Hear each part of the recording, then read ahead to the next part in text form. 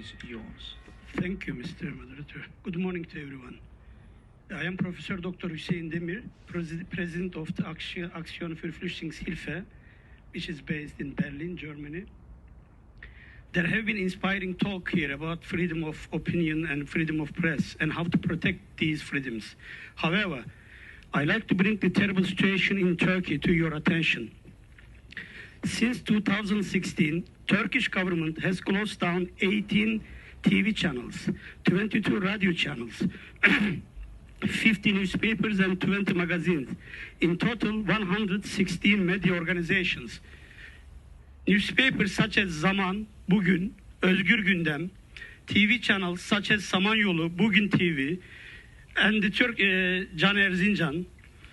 And the Turkish government put many journalists behind bars, such as Mehmet Baransu, Hidayet Karaca, Ali Ünal, Mustafa Ünal, Ayşe Oyman, Ahmet Böken, and many others. Turkish media is now largely being controlled by Erdogan's government and spreading hate in the society, especially against particular social or political groups, namely Gülen movement, Kurdish and Alevi dissidents. Some investigative journalists had to leave the country in order to escape from this persecution. However, while they live in democratic countries, Erdogan's long arm makes them feel insecure and they fear for their safety. Just recently, Abdullah Bozkurt and Ahmet Dönmez in Sweden, Erk Acerer in Berlin were attacked and beaten up badly by some people who were evidently encouraged or used by Erdogan's government. 2 weeks ago, a famous journalist who disclosed the corruption of Turkish government officials and their connection with mafia was targeted by government-funded newspaper, Sabah, and he was labeled as a traitor. And this made Cevheri Güven open target for the pro-Erdoganist and Turkish nationalists in Germany.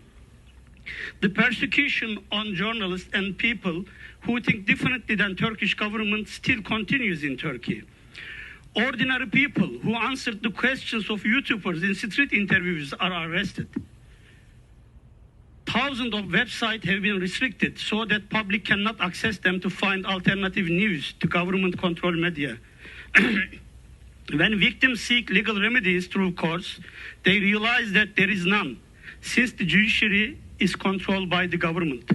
When they turn to international institutions such as European Court of Human Rights and other commissions, their applications are either rejected on the ground that they didn't exhaust the domestic remedies, or their case put on hold by the Strasbourg Court for years.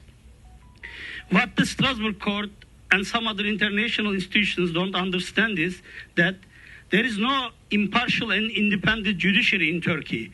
People's right to access news has been denied for years by using the courts to censor the news which are critical to government. Could you please conclude, because we're over 3 minutes. Thank you. Media controlled by the state is acting as a huge propaganda machine by using Gobelian methods to distort the reality. Thank you. Thank you very much.